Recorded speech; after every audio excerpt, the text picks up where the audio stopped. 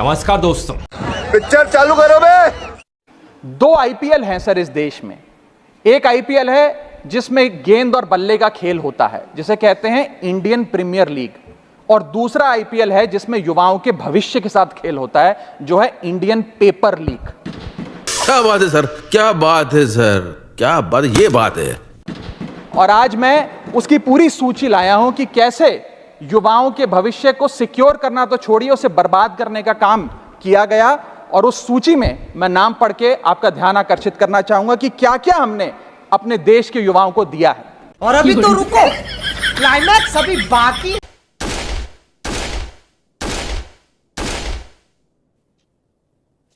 भाई ये तो कोई रिस्पॉन्स ही नहीं दे रहा है।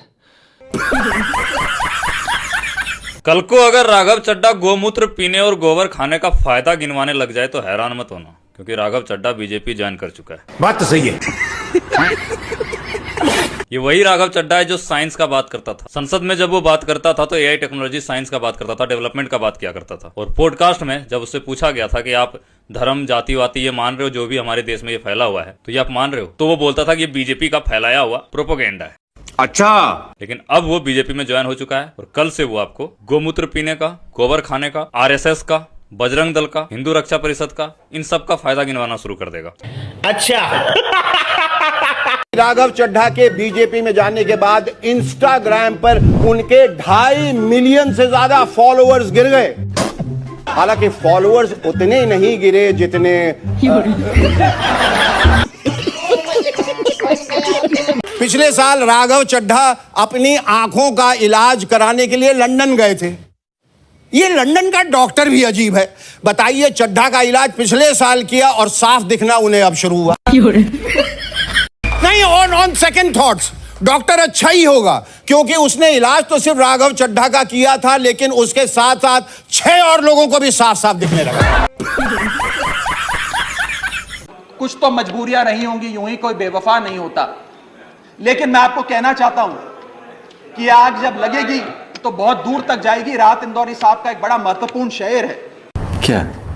अगर खिलाफ है होने दो, जान थोड़ी है, ये सब धुआं है, आसमान थोड़ी है, लगेगी आग तो आएंगे कई घर जद में, यहां सिर्फ हमारा मकान थोड़ी है। लेकिन जब आपके घर में आग लगेगी, आम आदमी पार्टी आपके साथ खड़ी होगी, मैं आपको विश्वास दिलाता हूं।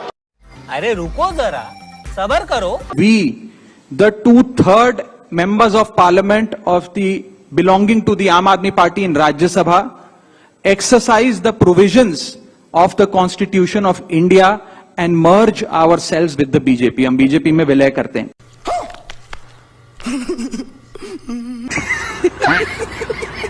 एक बात आपको कहना चाहता हूँ, ये वही राघव चड्ढा है जो ये कहते थे कि ये गुंडों की पार्टी और अनपढ़ों की पार्टी है। तो मैं अब ये कहूँ कि एक और गुंडा अपने साथ कई गुंडों को और कई अनपढ़ लोगों को लेकर उस पार्टी में शामिल हो गया। ये वही राघव चड्ढा है जो ये कहा करते थे कि नोटों में इतनी ताकत नहीं कि आम आदमी पार्टी को या मुझे या आम आदमी पार्टी के किसी भी व्यक्ति को भाजपा खरीद सके। तो यानी आज वो नोट बन गए जिससे राघव चड्ढा बिक गए। अभी आपने देखा कि कुछ दिन पहले ईडी की रेड पड़ी। ईडी की रेड के बाद ये सब कुछ हुआ। और बड़ी बात ये है, राघव चड्ढा ने बड़े दिमाग से एक माइंडेड गेम खेला। क्या? उन्होंने संविधान की एक पंक्ति का उपयोग करते हुए, क्योंकि संविधान के अंदर ये होता है कि अगर वो अकेले जाते तो उनकी जो संसद की जो सदस्यता है वो रद्द हो जाती।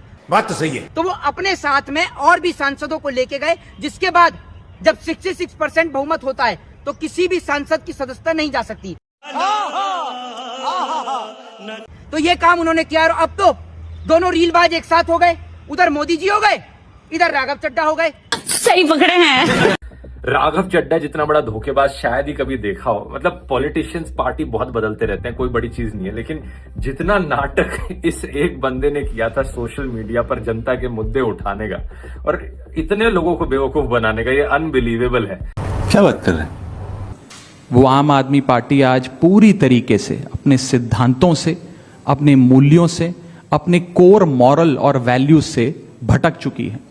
अच्छा, मतलब बहाना दे रहे हैं कि आम आदमी पार्टी में वो सिद्धांत नहीं रहे, वो मॉरल्स नहीं रहे जो पहले होते थे। लेकिन मुझे ये बता दो, वो मॉरल्स और सिद्धांत अचानक से बीजेपी में कहां से आ गए? बात तो सही है।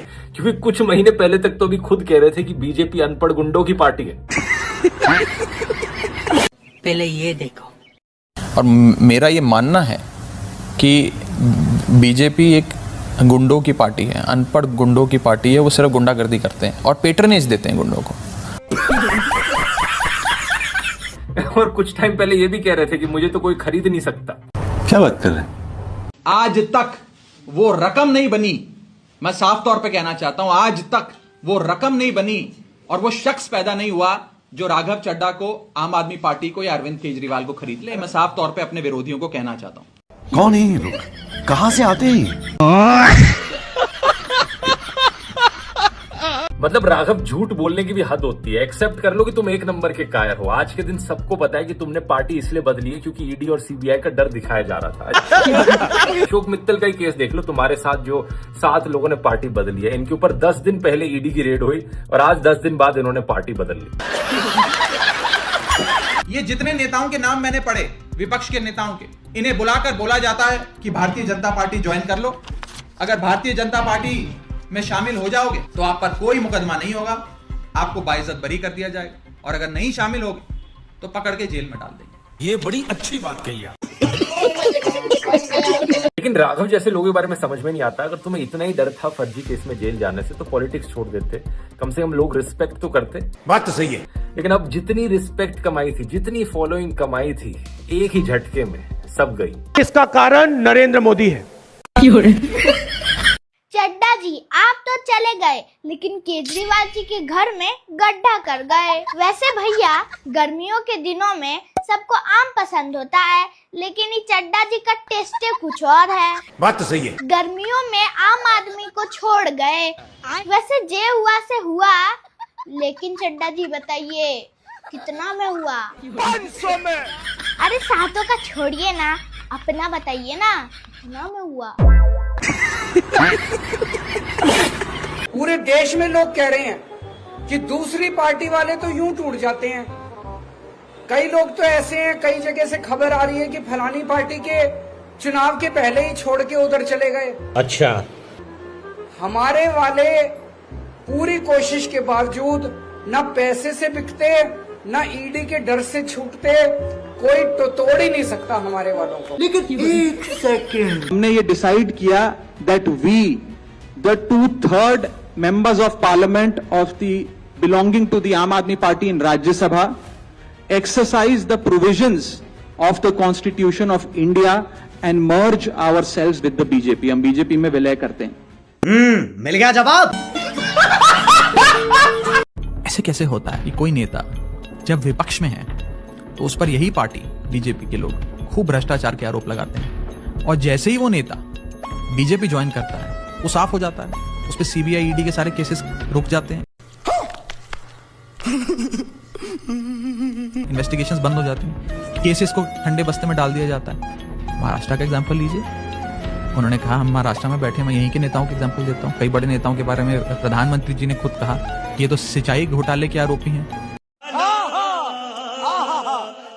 कहते थे ये इनको, इनकी जगह जेल में और ये जिंदगी भर चक्की पीसेंगे। वो इनकी पार्टी में आ गए अपनी पार्टी छोड़कर, तो उन्हें बड़ा बड़ा मंत्रालय दे दिया, मुख्यमंत्री बना दिया। लेकिन एक सेकंड, माननीय प्रधानमंत्री नरेंद्र मोदी जी के नेतृत्व में जो सरकार चल रही है, उसने कई मजबूत ऐसे फैसले लिए जो आज से पहले नेता फैसले लेने से शायद डरते थे। चाहे वो आतंकवाद की जड़ें उखाड़कर फेंकना हो या भारत को विश्व की टॉप इकोनॉमीज में लाना हो। और इस नेतृत्व पे जनता ने एक बार नहीं, 2 बार नहीं, 3 बार मोहर लगाई है। हम सब अपने आप को सौभाग्यशाली महसूस कर रहे हैं कि हम माननीय प्रधानमंत्री नरेंद्र मोदी जी की लीडरशिप में और गृह मंत्री अमित शाह जी की संकल्प शक्ति के साथ जुड़कर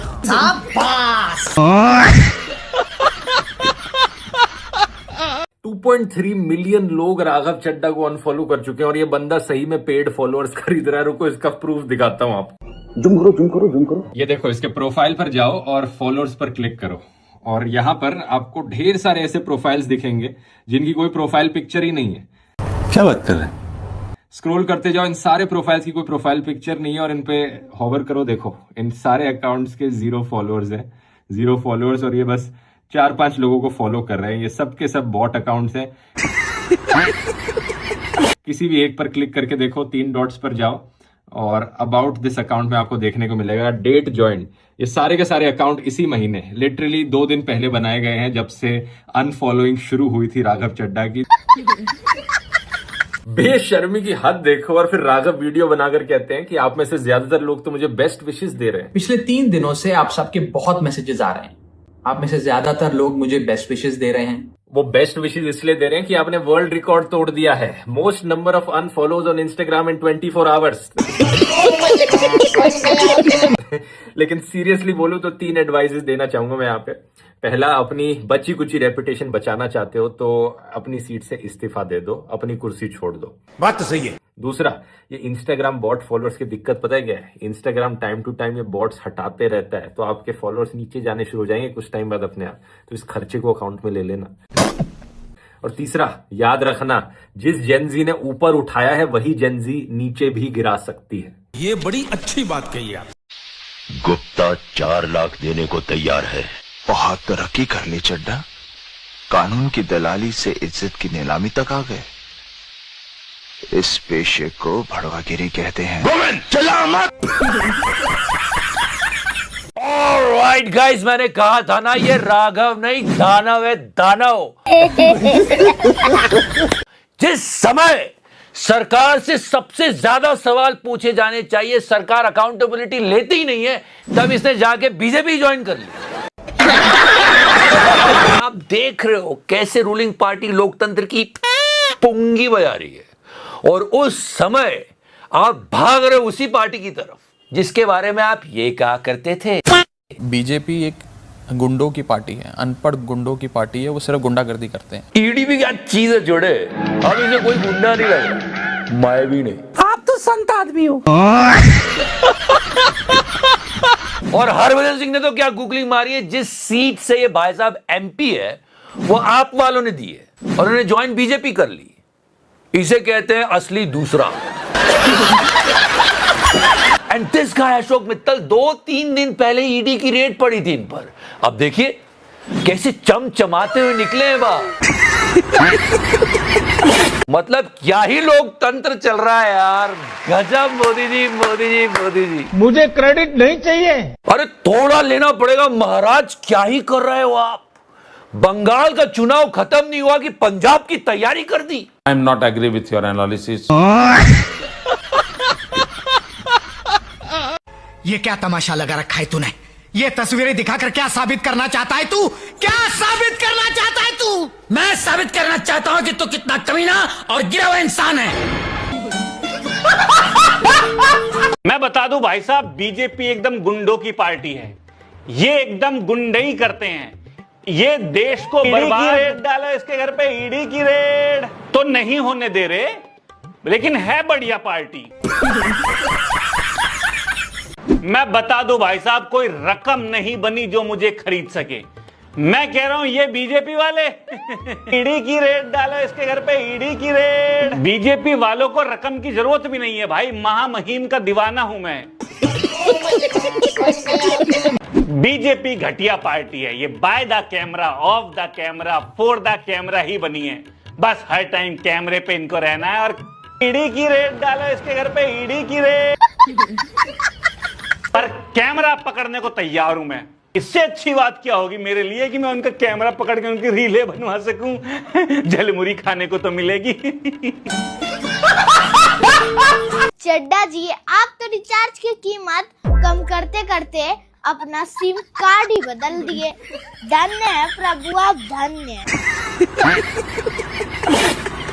सर, माननीय गृह मंत्री जी ने कहा था कि आम आदमी पार्टी एक सुपारी सी जितनी पार्टी है, एक सुपारी जितनी छोटी सी पार्टी है। सर, ये वो सुपारी जितनी पार्टी है जो आजाद भारत के इतिहास का फास्टेस्ट ग्रोइंग पॉलिटिकल स्टार्टअप कहलाती है।